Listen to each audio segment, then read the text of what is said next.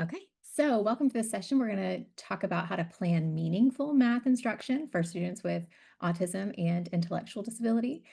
If the title of this looks somewhat similar to tomorrow morning's title of the keynote that I'll be doing, you're getting a deep dive into about a small piece of what we'll talk about tomorrow. So today we're going to focus on what makes math meaningful, and then particularly focus on how do we plan that for students with autism and intellectual disability. So I start with this question to you. What makes math meaningful to you? Um, Other than maybe you are an instructional coach in a school or you teach math, but think about like you personally in your everyday life, what makes it matter?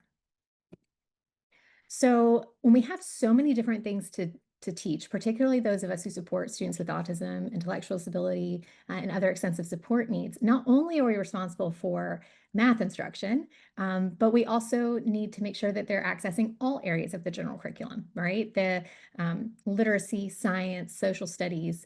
You'll notice in this figure how literacy, the bubble, is much bigger than the math bubble. And I think that this does not communicate how much important their difference in importance, but rather how different the amount of time is spent on preparing teachers to teach math, either as pre-service teachers or through professional development, and as well as the resources and time spent in school teaching. And despite not in any way saying literacy is not important, but I think sometimes we forget how math touches every aspect of our everyday lives. Well, I say sometimes we forget, probably not us, the collective we who are at this virtual math conference. Um, but for those of us who support students with extensive support needs, not only are we responsible for making sure that they're able to access the general curriculum, we also need to make sure that any other areas that prevent them from having that meaningful access are taught. Self-determination, pro-social behavior. I was a middle school teacher. We spent a lot of time on hygiene and personal care, right, and social skills. And math affects all of those areas. And so not only should we be motivated to teach math so that it can increase independence in other areas, even as simple as some of the most common behavioral support tools we use, token economy, picture schedules, all of those things are based on math reasoning and understanding. So not only can we help speed up and facilitate instruction in these other skills, but we can bring those other skills into math instruction so that we make sure that it's got a really meaningful context and the student also knows why this particular math is meaningful to them. So being able to use math, problem solving requires that you can, one, identify what the problem is that you're trying to solve in your everyday life. And that doesn't have to be this formal process, right? But it's what's required for goal-directed behavior, for people to identify, this is what I want to do, and this is what it's going to take to be able to do that. We choose a strategy. So the illustration that I give always is the example of when you are going to a hotel and you get your room card and it's got the number, and let's say your room is 1220. So you need to take some everyday math background knowledge to understand that room 1220 is probably on the 12th floor. And then going into the elevator, being able to identify which button do I push to get to the 12th floor. So a little bit that's matching, but also, it's not like it's presented in a number line. And so being able to find that, then let's say we know that we're at the right floor and we get off. And then often you're going to see a sign right in front of you, right? That might say, rooms 1210 to 1250 to the left, 1209 to 1200 to the right. Well, you have to determine which way do I turn, left or right, based on my room. And so that's our understanding of sequencing and counting and cardinality. Let's say, like it's typical when I'm at hotels, it's either late at night and I've got all kinds of other things on my mind, or I had children with me who are each having their own conversations on different topics with me, right? And then what if, okay, my room's 1220, I turn and then I see the rooms going 1209, 1208, 1207. I'm going in the wrong direction. I need to turn around and go the other way. And this is a very simple example, but that is problem solving. That is applying math into your everyday life. I've chosen a strategy. I turned a direction. I'm monitoring my progress. I notice that the rooms are not going in the right order, and then I decide what I need to do to change it. So very, very simple example, but I would bet or assume that none of us learned any of the skills that we need to use when finding our hotel room by practicing finding a hotel room, right? It's generalization and transfer of those skills. So only teaching students what to do and not when or why. So not only do they have that procedural fluency, the ability to notice when, the rooms aren't going in the right order, but they also have a conceptual of an understanding of what is it that I'm looking for right now. So we limit students, and this is a fault of special ed, and particularly students with more extensive support needs. Often we have so narrowly focused on teaching the skill into task analyzing it and making sure that we get it to mastery that sometimes we've lost the meaning that's still in there. And their inability to generalize and to meaningfully use a skill is our own fault instructionally. It's an instructional failure to plan for generalization. So what makes problem solving meaningful, what makes math meaningful is not only that we've acquired the skills, right? That's where everything starts, but that we've moved and progressed into becoming fluent with the skills. That's when things first become useful, that we can maintain it regardless of whether we're frequently reviewing it or not. And then ultimately, our goal is generalization, that they can transfer and apply the math skills that we've taught in our classes into their everyday lives, whether that's deciding if they have enough money to purchase like an in-app thing. My son's really into Roblox and Minecraft. We don't do in-app purchases, but that's something that we talk about when we think about how do we budget our money, right? The generalization is the ultimate goal, and so we need to teach with that in mind. Being able to use the math to solve everyday problems makes math meaningful. Now, you all know the answer to the first question tomorrow morning. However, for many, many students, even though we might have this goal of meaningful problem solving, they're denied access to meaningful problem solving instruction or meaningful math instruction. And they're in this double bind where, on the one hand, grade aligned math and meaningful math skills might not be the curricular focus of the priority for them for various reasons I'll talk about in a minute. But then at the same time, they're seen as not ready for it, right? So we're not giving a lot of attention to math, particularly maybe early grades, whether that's because we have some competing high priority goals related to behavior, safety, communication, but they're not given that access. And then that lack of access is the reason they continue to not have any. So I want to do a very brief walk through history when we think about why is it that for students with autism and intellectual disability, multiple disabilities, those students who are on the alternate assessment, why maybe has math not been a priority for them? So we can walk through sort of a brief timeline, and this is myself an overgeneralization, but the gist. So in the 1970s, when we first had IDEA passed, and we were beginning the deinstitutionalization movement, these students were not educated in public schools largely. And so when all of a sudden public schools were flooded with people that had previously been in institutions, we weren't sure what to do. And so it was logical at the time that if a student, sort of their communication, what I can understand of their reasoning seems to be at a 2 or 3 year old level, that's the type of task that I would do. So we had this developmental focus and this false belief in someone's mental age and aligning instruction to that mental age. Very quickly into the 1970s, thanks to Lou Brown, we and colleagues, we had this criterion of ultimate functioning, which was basically like, so what? We have students in school and we're educating them, but for what purpose is that, and began to really focus on the practicality and the usefulness of whatever skills that we're teaching. And that's where this functional curriculum idea was first born. That's when we saw classrooms first starting to have laundries and kitchens. Community-based instruction sort of emerged. And all with very good intentions of making sure that that time that we have in school is meaningful. So they had the exact same goal and focus as I'm trying to communicate to you today. And that is that we make the most of that precious instructional time that we have.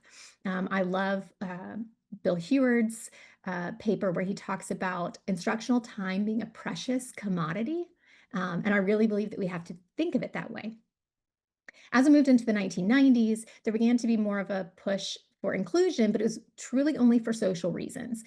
We emphasized social skills training, self-determination, because as the students who had sort of experienced special ed 1.0 were going out into adult lives, we realized that only keeping them together with other disabled people was still keeping them segregated like they were institutions, and they weren't fully integrated in the community. And partially because of an instructional failure, a failure to build self-determination and social skills training. Then, as we had No Child Left Behind passed and IDA of 2004, there became this very awkward time of trying to balance functional skills, which we very much valued, with this new mandate to teach academics, despite any research or training really in the area. It was very much a build the plane while you fly it time, and doing awkward things like how do we embed math and algebra into the bathroom and counting how many paper towels we need, right? And so there was this awkward time of trying to figure out what what should our priorities be? How do we teach that? And again, going back to that slide about math touches everything, special ed teachers have so much to do with less resources and the same amount of time as everyone else. I think that thanks to research of my colleagues and the folks that I trained with at UNC Charlotte and elsewhere, we then started to understand where this balance is of how can we use those tried and true practices uh, based of systematic instruction based on applied behavior analysis. How can we apply that to teaching academic skills, and which academic skills? And so that's where the concept of standards-based instruction, standards-based IEPs, access to the general curriculum all emerged. And hopefully now, as we are heading into the second half of this decade, hopefully that is less of a seen as a competing priority. And instead, what I hope to be able to show you is how can we plan math instruction that's meaningful and addresses as many priorities as possible. I often joke that efficiency is my love language. And so I love how can we do the most and get the most out of the time that we have. So I'm going to present there are three sort of overarching steps in this process of how to plan meaningful math. So the first step would be we need to prioritize and pinpoint standards. Students are mandated to have access to the general curriculum, and our academic instruction needs to begin with the grade level standards of their chronological age. That is not at all saying that we don't have IEP goals in other areas, that we don't have time for specially designed instruction in some particular areas of math, but in general, in order to access the general curriculum, they need to truly be taught the content of their grade level. So my good friend Alicia Saunders came up with this 3Ps rule or 3Ps process for how do we identify those priority grade level standards. And so we want to first prioritize them. Many states, including Pennsylvania, have already identified those prioritized standards for students on the alternate assessment, obviously, as well as students on the standard assessment.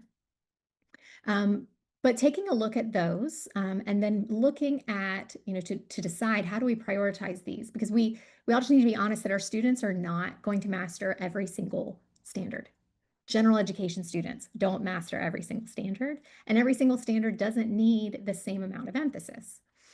And so while the State Department maybe has testing blueprints, that can help for that test at the end of the year, um, how much emphasis on different areas. But the whole reason we are teaching and what we're selecting is not necessarily based on what assessments they're going to have, right? It should be with alignment that we're teaching the standards and the assessment reflects that. So as we're prioritizing, we want to look at the standards above. So what are the key math skills that we see repeating that are going to be critical for success in the later grade levels?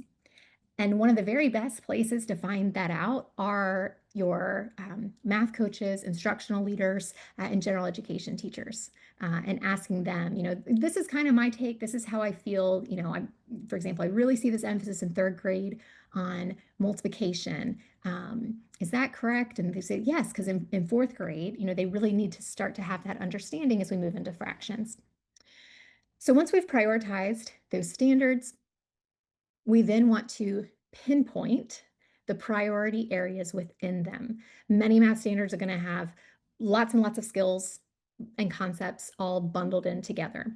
And we need to determine where are the entry points, where is the point that our students are still able to access at that Goldilocks level of being able to be successful. And then we progress monitor, right? We see, is this instruction effective? Are the students ready for more challenge? Or do they need support?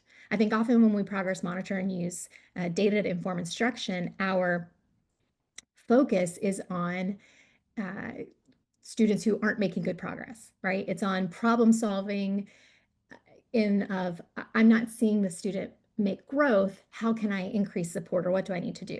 And I don't think we focus enough on using progress monitoring to also determine, are we giving students the right amount of challenge? Are they ready to move on? So I want to illustrate this approach with a fictional case. So meet Brian. Brian is an 11th grade student with autism and a moderate intellectual disability. And during his recent person-centered planning meeting, he shared with the team that he enjoys playing video games. He likes seeing live music with his siblings and friends. He has very good attention to detail and is very dependable. He understands about his disability with autism and what his strengths are, and he knows that learning routines and paying attention to details is one of his strengths. He wants a job where he can be outside and be around people, and he wants to become more independent in being able to spend his own money. So he's very motivated to get a job, to earn money, and very motivated to be allowed to spend the money, like probably any 11th grader. So here is an aligned grade level standard of understanding equations as a process of reasoning and explaining the reasoning. So if we were taking a functional academics approach, which is how I was trained in the early 2000s as an undergraduate, I think this was the predominant, even if it wasn't explicitly stated, the predominant approach to planning. And that was, we want to teach skills that enable students to function independently in their current and future environments. Again, thinking about that criterion of ultimate functioning. And so then the planning for functional academics began with prioritizing tasks or skills. So for Brian, it was thinking about, he really wants to work outside and around people, and he's good attention to detail. A car wash would be an excellent introductory job. Okay, so what skills is he going to need there? And then how does math tie into that, right? And so maybe we can think about measurement, understanding how to mix the different soaps and solutions, being able to think about how many hours he's going to work to earn a certain amount, right? All of those are good things.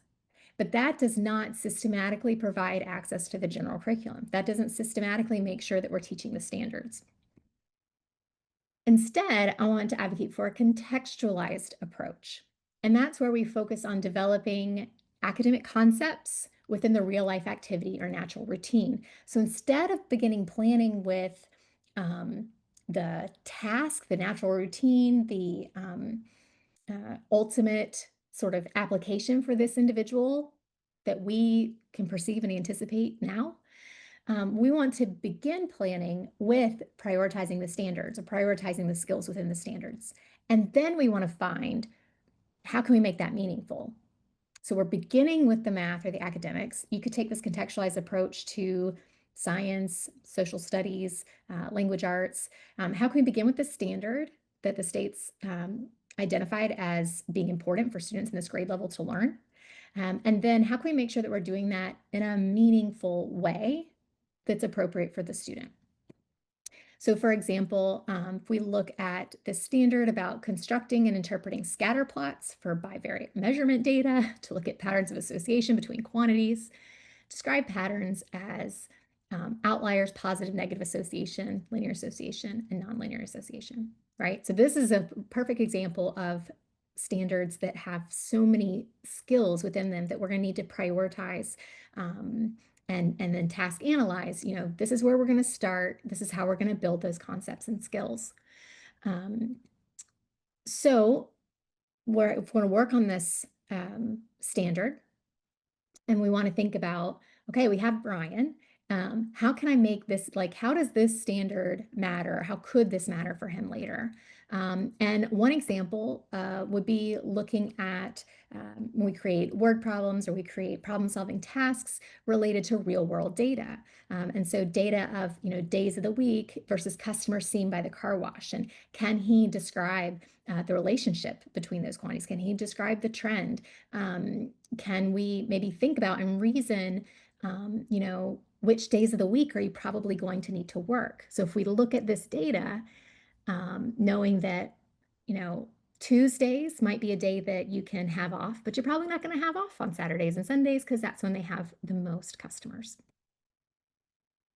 When we are trying to pinpoint and prioritize those standards, and give students access to them and find how can I put that into a context that's meaningful for my student.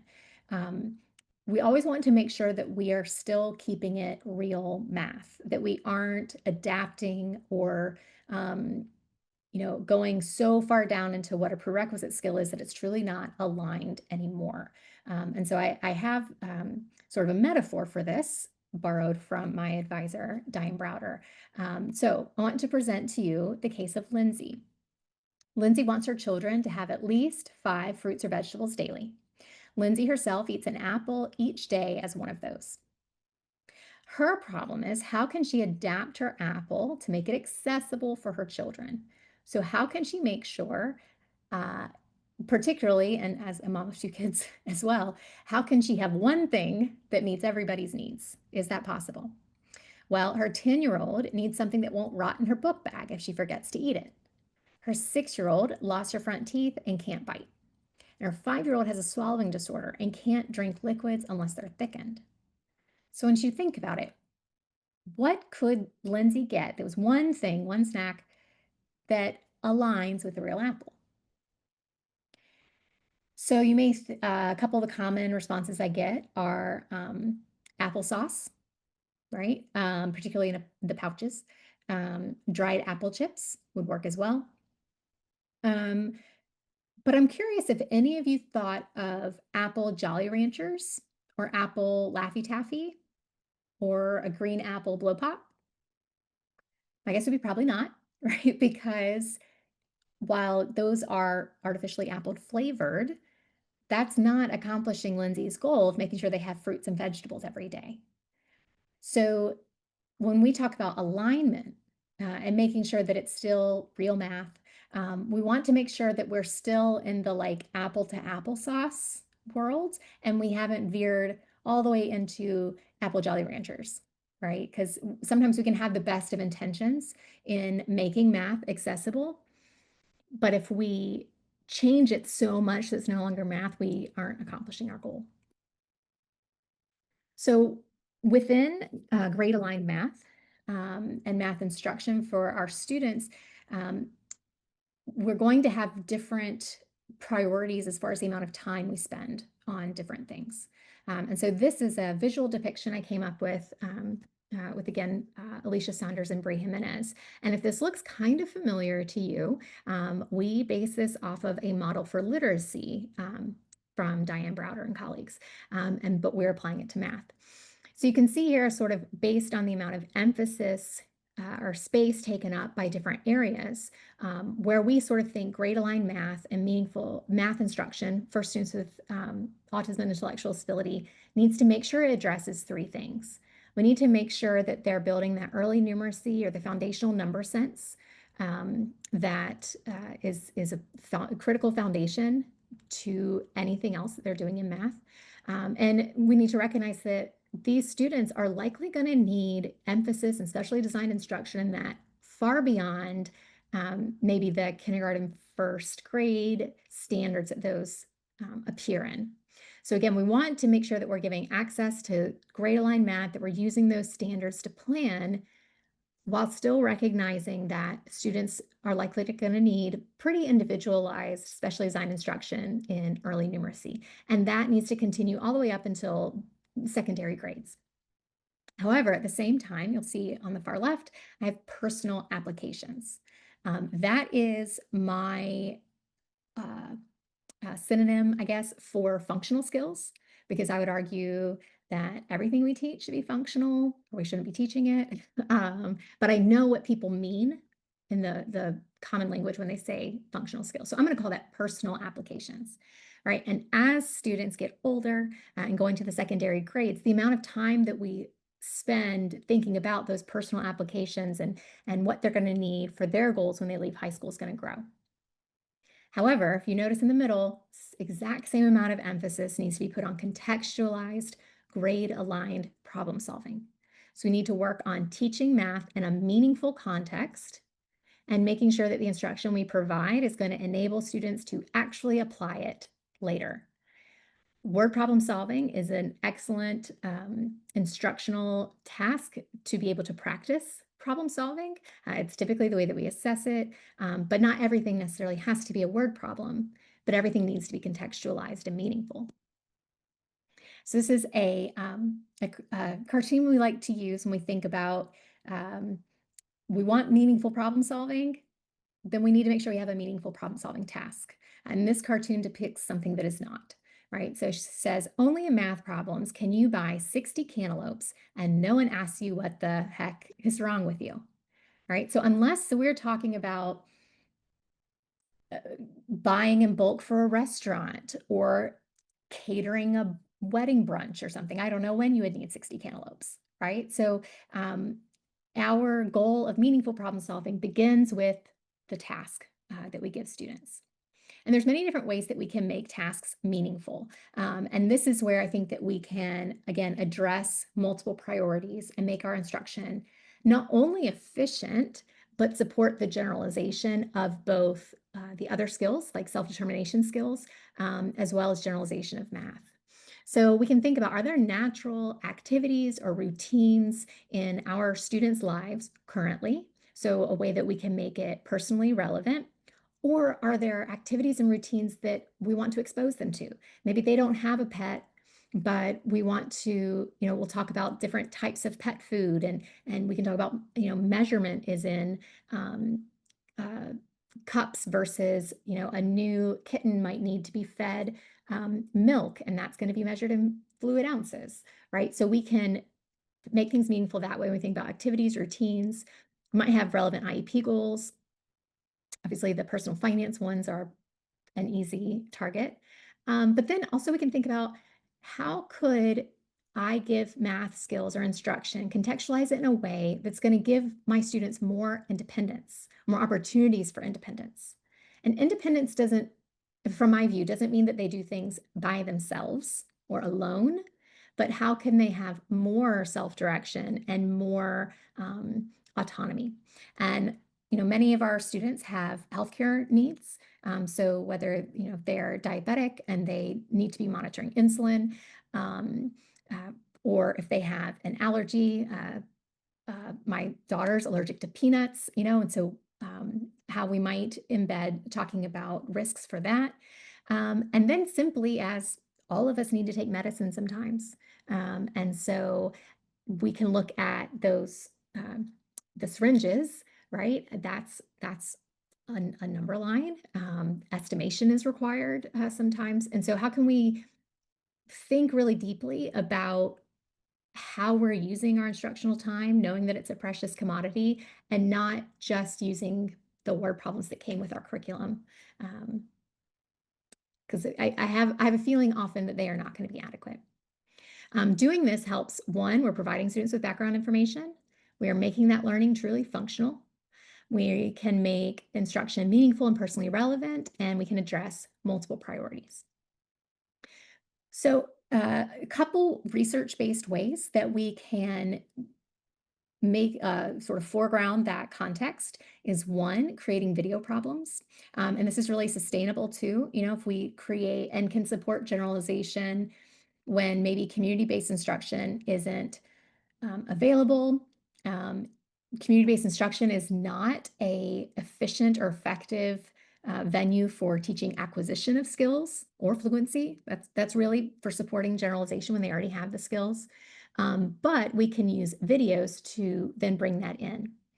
We can also, even if maybe the whole problem's not presented on the video, we can present video anchors. And this is, showing a commercial from a fast food place, right? And talking about, or for DoorDash. And maybe we're going to compare, having a DoorDash subscription to just paying for it every time. At what point is it worth it?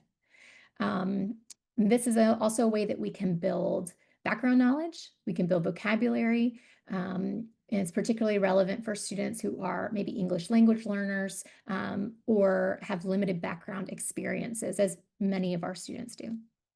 And then finally, as I said, word problems, making sure that word problems are realistic and relevant.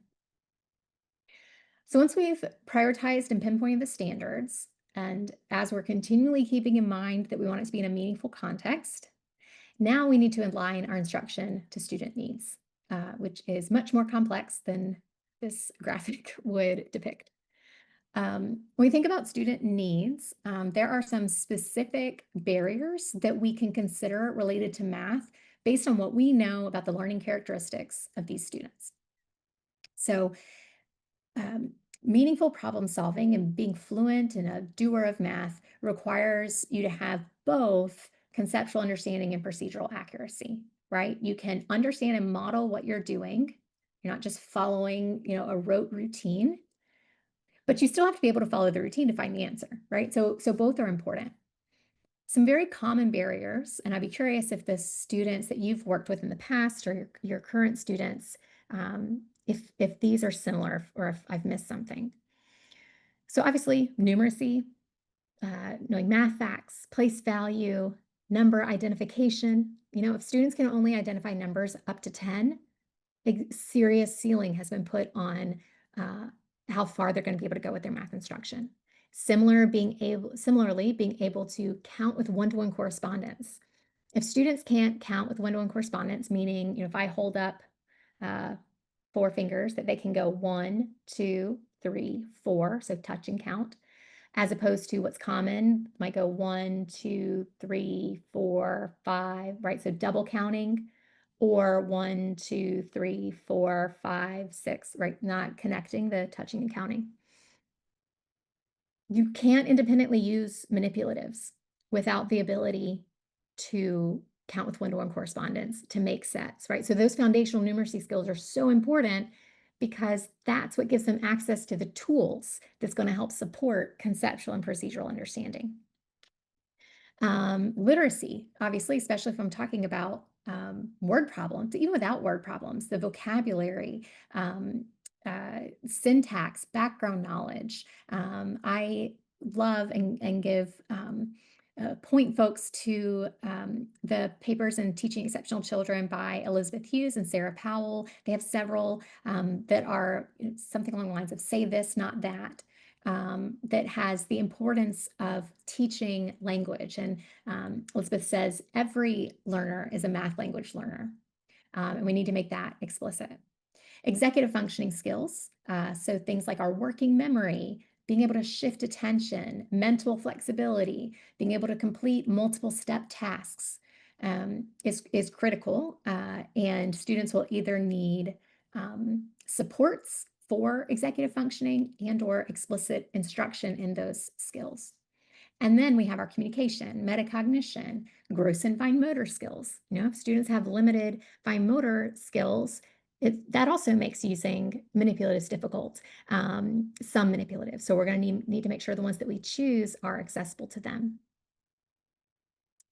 So in addition to conceptual understanding and procedural accuracy, I think for students with autism and intellectual disability, there are 4 additional considerations that we need to make. I think that these are probably 4 things that all teachers want for all students, regardless of whether they have a disability or not. It's things that are probably built naturally through instructional routines. But for these students, we'll need to intentionally focus and intentionally plan for instruction. One, in self-determination. So that goal-directed behavior, desire to uh, make progress and to be independent, to ask for help appropriately. Again, those executive functions, being able to generalize and not overgeneralize, and then the simple piece of access. So if a student's not able to independently read or not able to do that consistently, is there an adult who always just steps in and reads for them? Or are we teaching them how to advocate for that access themselves, either by using things like screen readers, text to speech, or by just asking for help? So, coming back to what makes problem solving meaningful, and as we want to support these things, that means that we're going to need to put even more attention onto the instructional strategies we use and make sure that they're aligned with the student's phase of learning. So to go a little bit more deep into the phases of learning, acquisition is just what it says. It's when we acquire new things. It's the most basic stage of learning a new skill or concept. Um, think about those of you who have children and maybe have helped to learn to ride a bike or can remember your own experience learning to ride a bike. We're going to make mistakes. Okay. Students are going to fall over, right? They're going to need your encouragement. They're going to need you holding on to the back of the bike. We aren't going to, we don't work on riding a bike for the first time on a busy highway or at like 3:30 on a Friday when neither of us have anything left. I'm speaking from personal experience. Um, we're going to do it in a nice, calm, flat space with lots of support and encouragement. I want to think about the same way for acquisition. Instruction in the acquisition phase needs to be explicit. Sometimes we might need to isolate, simplify, and repeat a skill in the short term. We don't want to overload students. And so if we are working on, let's say, being able to add fractions with common denominators. We want to maybe isolate and make sure that the students are able to identify the numerator from the denominator. Are they able to model that? And then are we combining it? We can use things like visual supports, stimulus prompts. So if you're familiar with touch math, for example, that's a stimulus prompt where it has I should have an image on the slide, where it has the touch points. All right, so the number 2 has 2 touch points, the number 3 has 3 touch points. And so you could then use those to count how many in all, as one example. And response prompting. So things like system of least prompts, time delay. We want to reinforce skills, provide immediate and highly motivating feedback. They are just now learning to ride this bike. That's scary. They might be nervous. We want them to have a good learning experience and experience success so they're motivated to continue. And we can do that by using data from preference assessments to make sure the reinforcers are motivating and to make sure that the task in and of itself is motivating. Students with autism and intellectual disability often are going to need more instruction in a skill than a student who does not have an intellectual disability. That can get boring for all of us. The Lakeshore Learning Bears, nothing against Lakeshore, the little learning bear teddy bears are boring and childlike. And so another benefit of contextualizing math is let's put math into a meaningful context and use age-appropriate manipulatives that match the task. So I'm going to give examples from a uh, Teaching Exceptional Children article, and I'll have a link to that at the end of the slide, where we looked at some of these evidence-based practices and when should you use them, right? So we need to go beyond just, what practices are effective, because different practices are effective and appropriate at different times. So we've used color coding to signal that. Green meaning yes, go, good idea. Yellow meaning caution, maybe. Red is no, not appropriate. So for example, overlearning is not appropriate during acquisition. That's something that we do later. Gradual release, moving to more guided and independent practice. Well, no, because if they needed more guided and independent practice, they wouldn't be in acquisition, right? And we also want to highlight the use of the practices identified by What Works Clearinghouse as effective for students struggling in mathematics. A second article that I'll give you access to at the end of the presentation, it takes these 6 practices and illustrates what would it look like to use that practice for students with autism and intellectual disability. So here's an example of a problem-solving task. You can see the word problem in the middle. This is a screenshot, and the students used Go Worksheet, which is a way to make worksheets electronic and accessible, so the students could listen to each step read aloud, again, providing access so they aren't having to depend on an adult or skilled reader. We also here, you can see some stimulus supports. Okay, so next to the steps of the task analysis and the directions, we have images that go along with the schematic diagram at the bottom, so that we're working students through these steps. And you can notice that instead of just checking off task completion, in this case, we're already trying to proactively support self-determination, goal setting, and that's this 2-column task analysis, or 2-column checklist. So instead of students just checking it off as they finish a step, in this research study, the students would check off, did they do that step by themselves or with help? And that's then helping to set goals of, okay, maybe you did the steps correctly, but let's work on being more independent. And this is also incorporating several of those evidence-based practices for acquisition. We have task analysis. This is using modified schema-based instruction. So we model first, we have visual supports, and we're supporting self-management. Here's just another example of how that can look from a study that was teaching proportions to middle school students with autism. And so you see here again the color coding, the visual supports, the way that we're supporting executive functioning by having the steps labeled. All of these supports are things that leverage the strengths of students with autism and evidence-based practices in order to make the content accessible to them. Okay, so moving into the next phase of learning, we have fluency. That is, as I said, when learning begins to be useful. And just like riding our bikes, we don't want to build speed at the expense of accuracy. So we don't want to be fast and falling over a lot. That does no one any good. So if you notice from this screenshot, we have some of the things that were green, some of the practices that were like absolutely yes for acquisition, now are a maybe.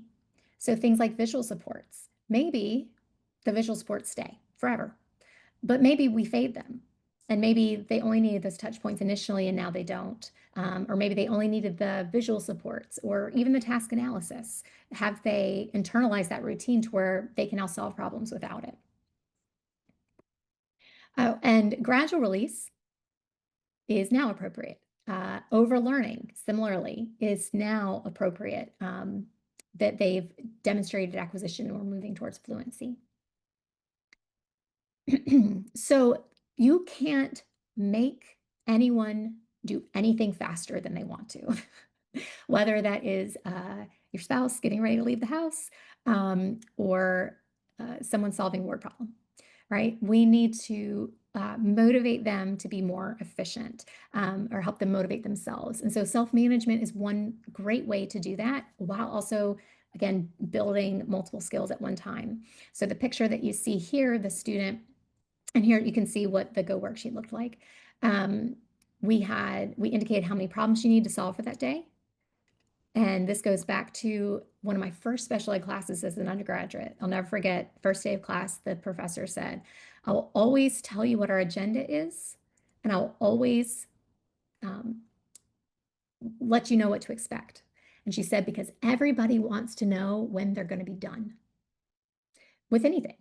Uh, when are we going to be done? And so for students who maybe have difficulty with executive functioning and sequencing and understanding of time, um, when we talk about them maybe having difficulty transitioning from preferred to non-preferred activities, well, you know what? I also have trouble transitioning from preferred to non-preferred activities.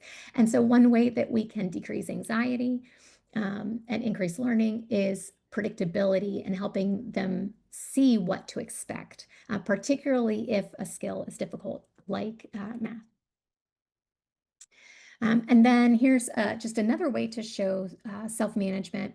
In this case, the students, again, we were working on not just accuracy, but fluency. And even not even then, that wasn't enough, just getting the right answer. The student also had a goal of getting the steps correct, right? Because some students who maybe have um, mental math skills are used to not writing things down and showing their work. And we all know that that only gets them so far, and then it becomes problematic. And so this self-monitoring sheet has the steps correct and right answer. And then you'll notice it wasn't until the students were starting to move past the acquisition phase into fluency that we then began timing to see how long it took them. And we set goals for like a beat the clock type goal. The other thing we did was we had the students graph their progress, and they could choose stickers that represented their interests. So these were little kitty cat stickers. Um, Again, embedding preferences, embedding choice and control whenever we can. And here's just another example of that, being sure that we show them, again, when will we be done? We want students to be able to maintain skills. So I have a picture here of a bike. You know, I went to Hawaii a few years ago for a conference, and our Airbnb had bikes, and I was so excited to get out and ride. And my husband kind of poked me. He was like, "When was the last time you rode a bike?" And there's a reason that the saying is, it's just like riding a bike, it comes right back to you, right? That's our goal, is that students are able to maintain a skill. We can see that by, is it a habit? Are they independent and accurate? Is there consistency over time? However, it's very important that we don't expect generalization when we say maintenance, because they are different. Predictable performance, that predictable, consistent performance, does not mean that they can necessarily apply new skills in new settings or given novel cues. Okay, so just because they are able to learn to use one calculator, for example, and become very fluent and quick with it, giving them another calculator, even if it's more simple, or especially if it's more complex, we can't necessarily assume that the students are going to maintain their skills. And then comes generalization, right? So here we see the picture of the little boy riding bike with his dad on a trail. This probably isn't where we learn to ride, but once you truly are skilled and proficient in riding a bike, it doesn't matter where you're going. Well, I don't know. I would say I'm probably never going to be proficient enough for mountain biking. When we plan for generalization, there's two things we want to consider or keep in mind. One is time, passage of time, changes what skills are needed or relevant. And I think there is potentially no better example of that than the increasing importance of being able to use AI and digital literacy skills, right? The skills that we need to teach right now, we need to be thinking about what skills do our students need in 2032, right? Not what skills were important in 2002, when maybe we went through our teacher training or when we were their age.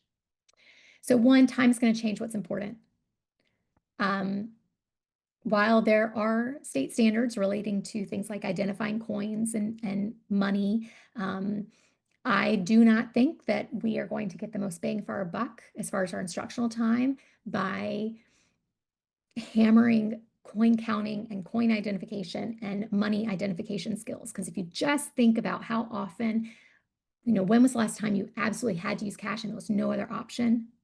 Um, and unless, again, it aligns with personal family goals, their uh,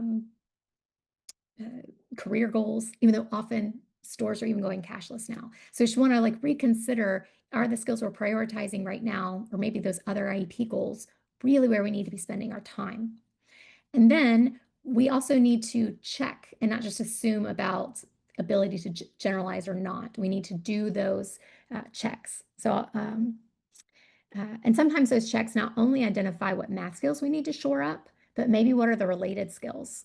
So I did a research study a few years ago where we were teaching high school students to solve percent of change problems related to leaving a tip, right? So, and then we went into the community, we went to the food court at the mall, and students would practice leaving a tip. And what we noticed the very first time was they got the receipt, or maybe the receipt was handed to them, and they went back to their seats and didn't even fill out the tip, or they filled out the tip and still took the receipt back with them, right? So we were like, oh man, we forgot like this critical social skill of if it's a physical receipt and you write the tip on it, you have to give it to them or they don't get it, right? And I just never would have even occurred to me had we not practiced that and I had seen them apply it. So we prioritize and pinpoint standards. We align our instruction to student needs. There are way more factors beyond stages of learning to that, but that's what we had time for today. And then we want to make sure we're using evidence-based practices. So here's a list of it's not comprehensive, list of evidence-based practices that are generally all based on principles of systematic instruction that we can use to teach discrete and change skills, whether they're math, science, daily living. And as I mentioned, I'll just give another shout out for word problem solving because it is a natural opportunity to develop um, appropriate social and emotional learning and self-management. So we can build students' confidence, their perseverance, their goal-directed behavior, which is a part of social emotional learning. We can promote cognitive and emotional regulation skills needed for decision making, um, self-monitoring, and goal setting. And I'll talk more about the importance of that social and emotional component to math learning tomorrow morning. So here's just a brief example, again, coming back to this study. In this case, the students, because they were on an iPad, we had them self-graph their progress every day. So I feel like there were 24 steps they could get across the 4 problems. So 6 steps for each problem. And we set it up on Google Sheets on the iPad. You might think like, oh, my students can't do all that. Yes, they can. Because once you set up the formula, you set it up to make a scatter plot. All they have to do is type in their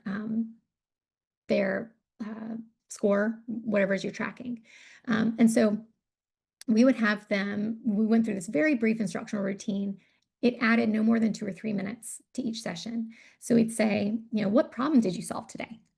Our goal there is that they said, for example, percent of change, because we know from our very early research with the Fuchs that if students can't state what it is they're learning, their progress towards learning it is going to be slower. So could they say percent of change problem, or someone would say like leaving tips in the community. And they would say, well, what was your goal, which they had set the previous day.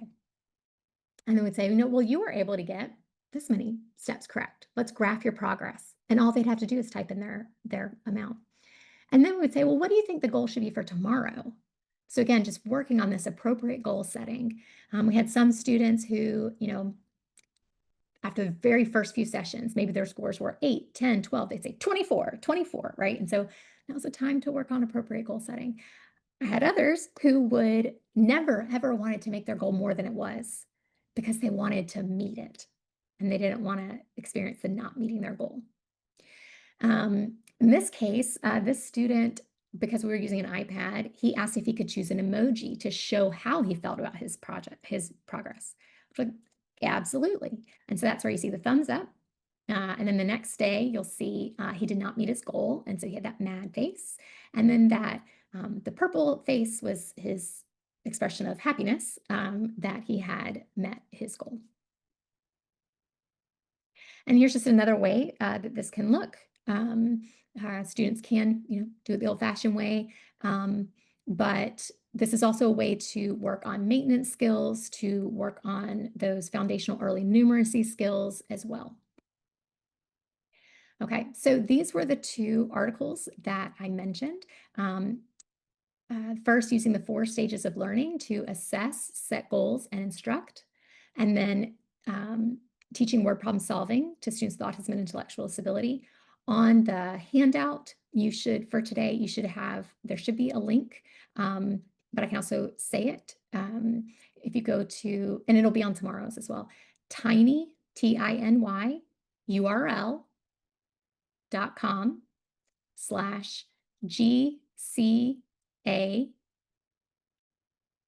lab, library. So tinyurl.com/GCA lab library.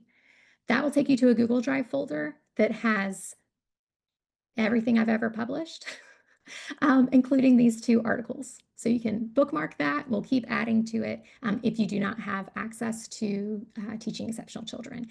That library's purpose is for teaching purposes. So I linked that in my classes, but there's no reason I can't share it with you. Okay, so that takes us to the end of today talking about what makes math meaningful, how to plan math instruction. I hope that you join me tomorrow morning where we expand on this and we talk about the more broad population. So not only what makes math meaningful, but what makes it accessible and what can make it joyful. And thanks so much for joining me and letting me talk to you for an hour about some of my favorite topics.